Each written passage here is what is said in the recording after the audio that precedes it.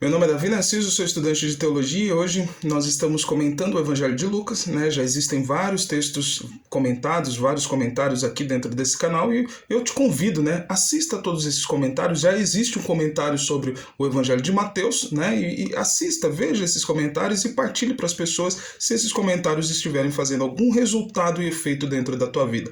E principalmente, ore para que esse ministério cresça e que Deus venha e agir cada vez mais dentro da minha vida. Mas vamos lá. Vamos comentar o capítulo 4 do Evangelho de Lucas. O que acontece no capítulo 4 do Evangelho de Lucas? A máxima dele é o que? Deus tem poder sobre as hostes espirituais da maldade. Então, quando a gente olha a construção literária dentro do capítulo 4 de Lucas, a gente vê essa afirmação categórica. E onde eu posso afirmar isso? Quando a gente inicia o capítulo 4 do texto de Lucas, ele já inicia esse texto falando sobre a tentação de Jesus. Então, Jesus Cristo passa por 40 dias sem se alimentar e depois ele é levado ao deserto para poder ser tentado. E aí a gente já levanta a máxima. Como assim Deus leva Jesus para poder ser tentado?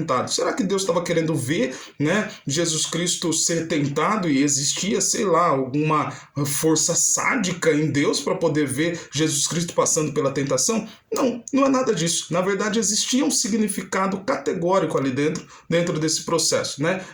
Quando a gente olha para o Evangelho de Lucas, a gente está vendo Deus afirmando categoricamente de que ele é a salvação de toda a humanidade. E a humanidade que toda pecou, essa humanidade também pode toda ela ser salva. E quando a gente vê Jesus, inclusive quando a gente vê a genealogia, Jesus Cristo é levado até Adão e Adão sendo categoricamente colocado como criado e filho de Deus, então a gente vê que toda a humanidade pode viver a salvação de Deus. E dentro desse texto a gente vê também remetendo ao jardim, ao Velho Testamento, no texto de Gênesis, o momento onde o ser humano ele pecou. Ele foi e se alimentou de um fruto que o diabo foi e levou para o ser humano poder se alimentar. Então, esse ser humano que se alimentou por uma coisa levada pelo diabo, quando a gente vê no texto de Lucas, esse texto está sendo reescrito.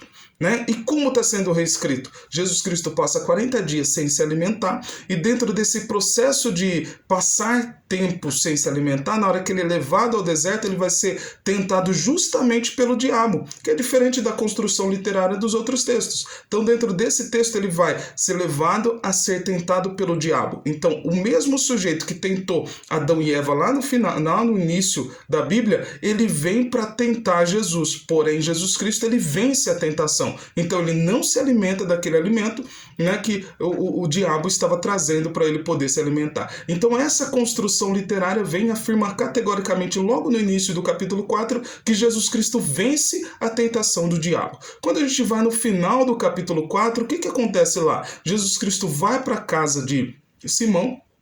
E dentro da casa de Simão existe a sogra de Simão que está ali por uma enfermidade. E essa enfermidade dentro da cultura judaica era afirmada que as pessoas estavam passando por algum processo de possessão demoníaca. Então quando Jesus Cristo vem e traz a cura para essa mulher, ele está afirmando publicamente que ele também tem poder sobre as hostes espirituais da maldade e que as hostes espirituais da maldade não prevalecem em relação à ação dele. E mais, quando a gente vê essa construção, acontece o quê? Jesus Cristo entra na casa, a mulher está deitada. Quando Jesus Cristo passou um tempo na casa, a mulher levanta e começa a servir. Então, a partir do momento que, no início do capítulo, Jesus Cristo fala, o texto vem e afirma que Jesus Cristo vence a tentação, no final do capítulo ele vem e coloca que Jesus Cristo consegue tirar as forças demoníacas de toda a humanidade e colocar toda a humanidade para poder servir. Então, um grande sinal de Jesus Cristo na nossa vida, primeiro, é essa capacidade de vencermos as tentações. E segundo, a nossa capacidade vinda de Deus para poder servirmos as pessoas, servirmos o reino de Deus e levar a mensagem também uma ação pastoral de cura e cuidado na vida das pessoas. Então, paz e bem e faça isso. Viva a graça e a presença de Jesus Cristo dentro da